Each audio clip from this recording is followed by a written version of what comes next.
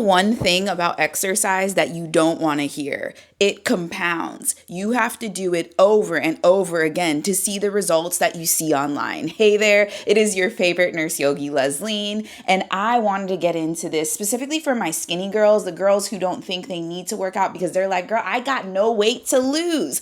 I was you, okay? Trust and believe. And if this is your first time clicking on my pretty face, thank you. I am a registered nurse with 12 years of healthcare experience, and I'm also a certified yoga instructor with 5 years of teaching experience. So let's get into it. Compound. What does it mean when something compounds? The first thing that I think about is a high yield savings account or even an IRA, like a Roth.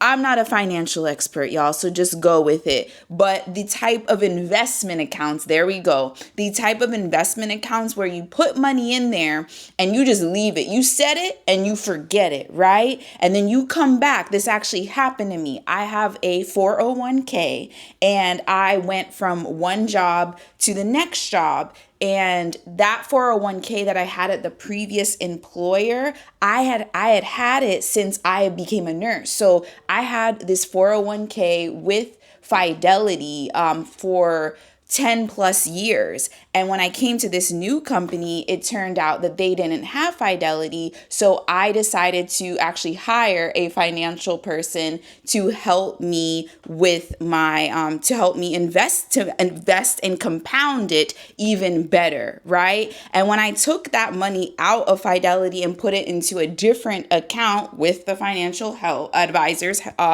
advice, I was like, I have that much money. I ain't gonna tell y'all how much money I had in it, but it was a good amount. Money I didn't even know was, like every 2 weeks my check was putting something in it, but I didn't know it was that much.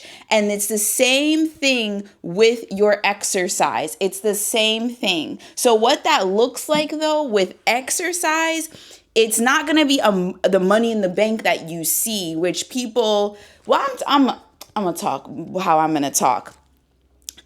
This is an assumption that I'm making, and you know what they say about people that make assumptions, but I feel like people probably maybe could be better with their finances than their health because you can see it versus if you are a skinny girl that's trying to gain weight. It's actually harder to gain weight than lose weight if you're gaining adequate muscle. I'm not talking about fat. I'm talking about adequate muscle. It's very, very challenging if you don't have a routine, a workout plan, a meal plan, all of that.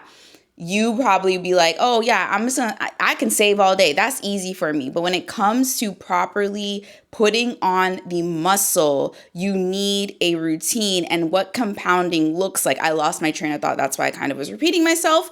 What compounding looks like is this. I want you to think about yourself in the future, 10 years from now. How old are you going to be? I'm going to be 45. I'm going to be 45 years old 10 years from now. And I want to be stronger than I am now. I want to be stronger at 45 than I am currently at 34. I turned 35 October 12th. Send me things, send me gifts, send me money. Thank you. With that being said, though, I am the strongest. I've never been this strong in my life, if I'm gonna be really honest with you. And how I know this, let me explain. I have 2 kids, and I had them both C-section, okay?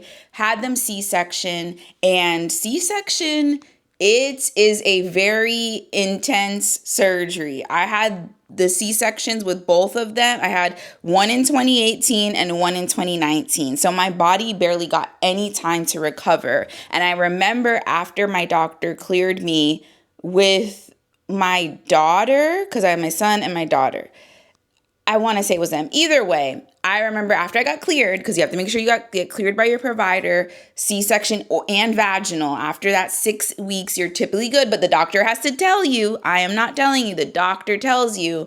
I remember doing an at-home workout because I love me an at-home workout.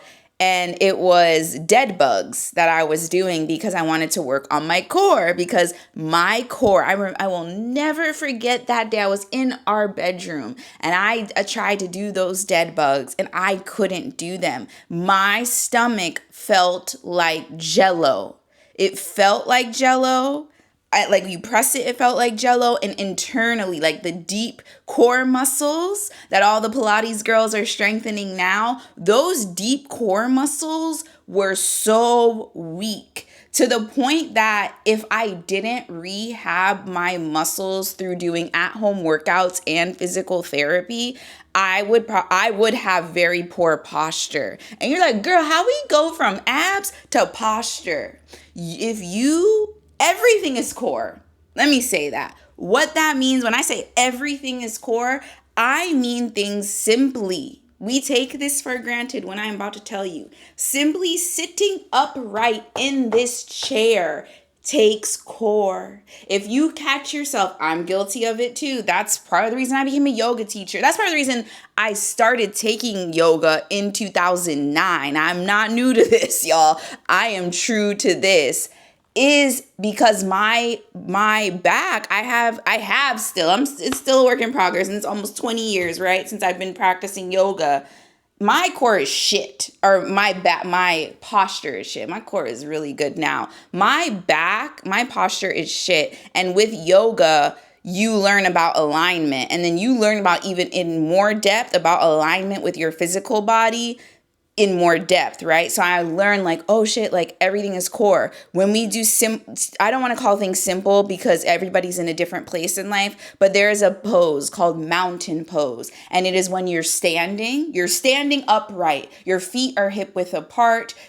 All 10 of your toes are pointing forward. Your knees are hip width apart, right? You bring your belly button towards your spine. You roll your shoulders up to your ears, back behind you, and slide your shoulder blades down the upper portion of your spine. Both hand is on either side of you, palms facing forward to give a little external rotation in your shoulder area. And then you just look straight ahead, right? And then imagine somebody's pulling a piece of your hair up to the sky, creating space in your abdominal area so you're not dumping all of your weight into your pelvic floor. You're standing, right? This pose, mountain pose, when you see somebody doing it, like they're just standing. I just described all of those steps. It is not just standing. And a lot of that mountain pose, yes, the foundation, because it's a standing pose, is in the feet, but it's also in the core. And if you have a weak core, y'all, can't stand upright, it will be harder for you. You might also find yourself as somebody that's like, man, like me standing upright, it hurts. It's because you have weak core and you have weak lower body.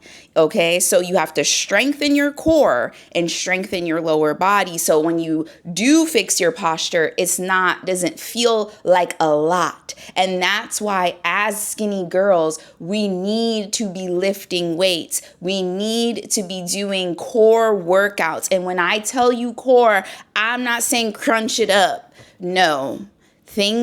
Exercises such as dead bug, okay?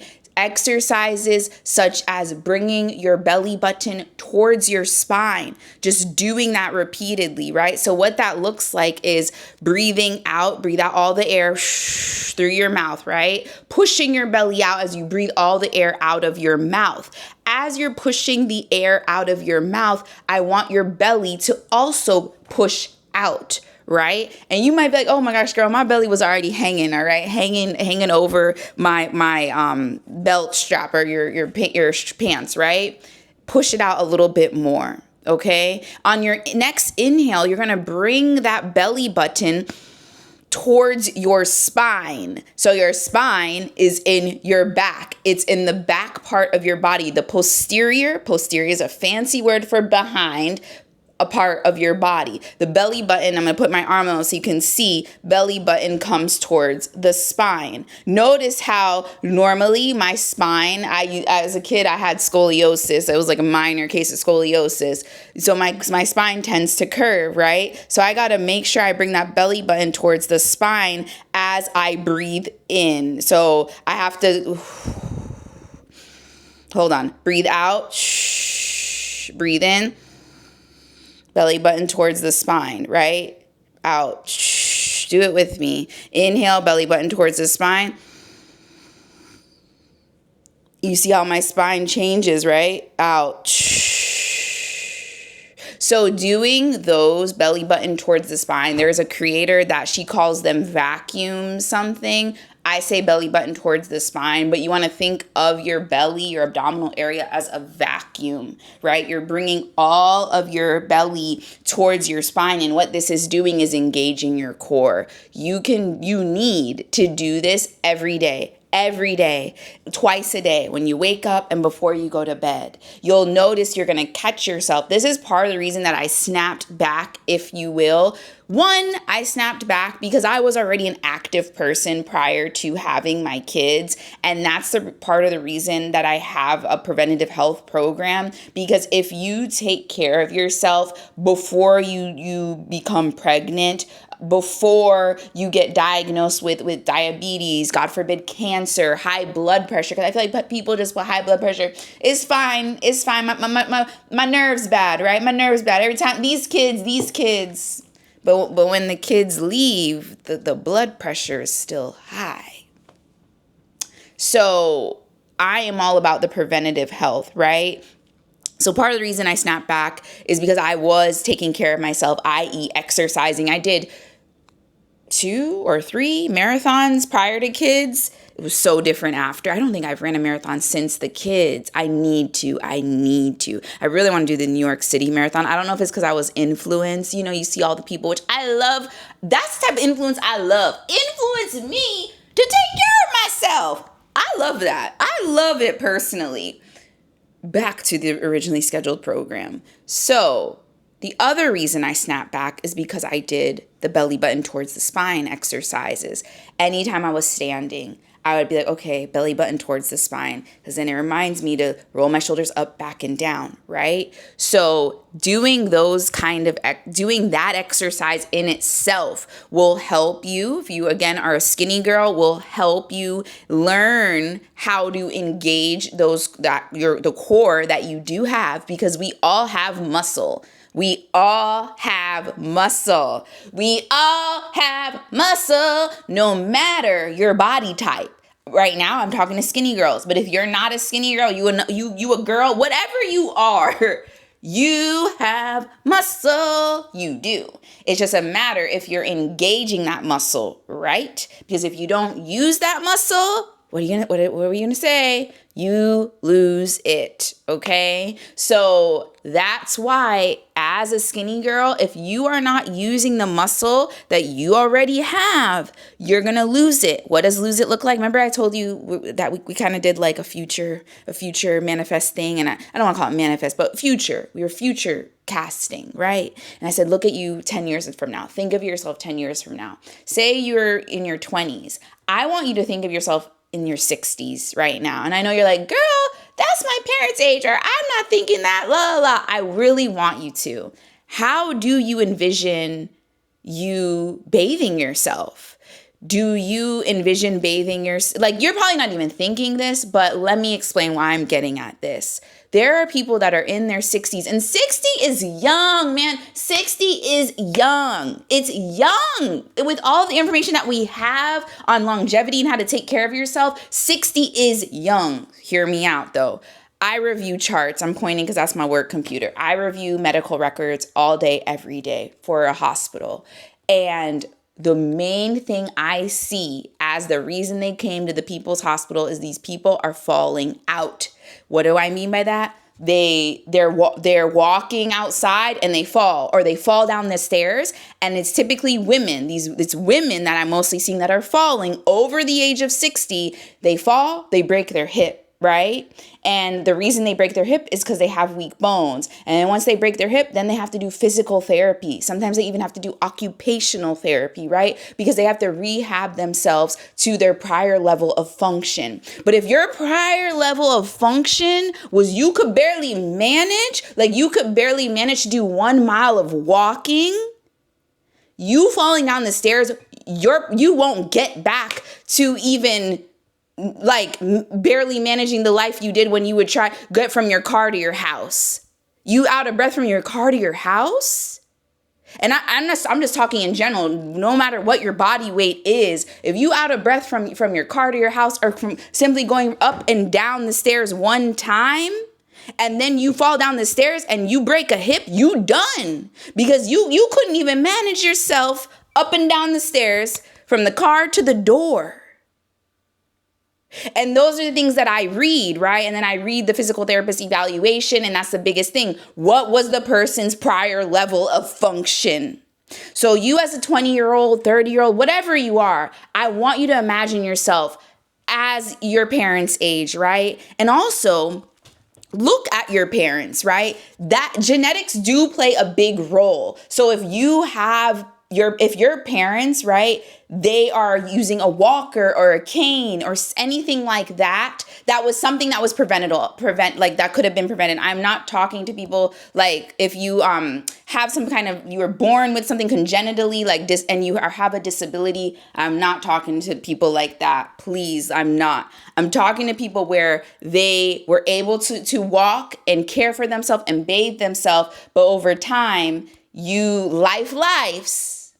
didn't exercise, and then you are literally, we all are one, how's the saying go? You are one accident or paycheck away from everything, from being homeless. I know that's not the term you're supposed to use, unhoused, right? The same goes for health.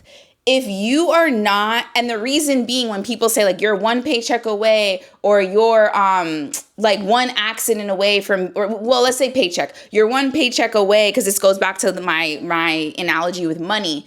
If you're one paycheck away from being unhoused, there's a lot of different scenarios. There's a lot of different scenarios where this could be a reason. But one of those reasons could be you just really mismanage your money, whatever it is, right? I know expenses are high. We're going to push through this example. But what I'm getting at is with exercise, you have to build that prior level of function is what I'm getting at. You need to be the strongest you can be, because if you are not, I'm not even gonna say take care of yourself. If you are not exercising from a young age, your prior level of function is shit. That's like the best way I could say it. Let me drink some water, because I'm just like, I'm hot. This got me hot. So again, just to explain, your prior level of function. So, back to the parents, right? So if your parents are still in your life, I want you to look at them. How do your parents move? Maybe my parents are aging, right? My parents, they take pretty good care of themselves and all of that. But what I'm getting, and like they don't use any assistive devices at this time. They can bathe themselves. These are things that we take advantage of at a young age. So things like, not even saying simply bathing, things such as bathing yourself. God forbid you fell in the shower, right? And then you sprained your ankle or you broke your hip and you did not do any kind of strength training or any type of exercise. You are going to have a lot of people in America, it's like this. They break the hip after a fall. Falls are very common, unfortunately. Falls are very common because majority of Americans are sedentary. I am sedentary, so that's why I have to make sure I work out at least 3 times a week. I am sedentary because of my job. I can blame the job, or I can take fucking accountability and be like, I am in control of my life. Even if at times it doesn't feel like that to you, you have something in your life that you can be in control of, and it is your health. Even if you're like, well, the food here sucks, because that's how it fucking sounds. Gotta square the fuck up and take care of yourself. Because it is very concerning to see the amount of Americans that are being taken out by falls. And it could have been prevented. It could have been prevented if they strength trained. And no matter what age you are, right? I'm going to close out this video in a bit. No matter what age, if you're like, girl, I'm over 50, I'm over 60. You still have time. You still have time. And also, like, going back to skinny girls, we have less body fat. So, like, if you do fall, you are at greater risk to break a bone because you don't got a lot to keep us warm and cozy. I'm just calling a thing a thing. So you need to bulk that muscle up. And you're not gonna look manly. Because I think it was my mom or my mother-in-law, when they're over, they're both over their in their 60s. And I forgot why I was talking, but I don't know. They see my content online or whatever. But I think it was my mom. She was like, or maybe it was my mother. Either way, they were like, they're both boomer generation. And she was like, I just don't want to bulk up. And I was like, you're not going to bulk up is what I'm getting. I was like, you're not going to bulk up because if you haven't been strength training for 60 years of your life and you pick up the weights now, if anything, it's helping save. That's what I'm trying to say. It's helping strength training as you're old, like when you're like 60 and up, is saving the muscle you have. Okay. So saving the muscle you still have, because you still do have muscle. You do. Like I already said, everybody has muscle. It's just some people you can see the muscle, right? Some people you can't see it, but we all have muscle and we all need to strengthen the muscle we do have before we lose it. So I'm going to close with that. This is I wrote it down actually. Look at me towards the end. This is day 98 out of 100 damn days of YouTube. Y'all, I'm cursing like a sailor because it's been a lot. These 100 days have taken your girl out, and I'm going to make a carousel. I was actually taking actual pictures before I turn this camera on, and I'm going to write like text overlay of not the 100 things I learned, but I don't know, maybe like the 5 or 10 things that I learned while doing this. And the main thing I learned, this is off of the cuff. What did I learn over this 100 days is trust. Me being consistent has allowed you to trust me, and I don't take that lightly. And it's also confirmed, I need to be writing this down so I don't got to rethink. It's also confirmed that I know what I'm talking about, that I have enough experience to guide you in your wellness journey. Yeah, I got to write that down. Because I was like, before this, I was like, what am I going to say? I think I'm going to do 5 things. Do I do 5 things that I learned or 10 things that I learned? Because it's been 100 days. It has to be something that like makes sense with the 100 days. But 100 days, nobody's going to read all that. I could probably make that in a blog post or something. All right, y'all. See you same time, same place for day 99 tomorrow. Bye for now.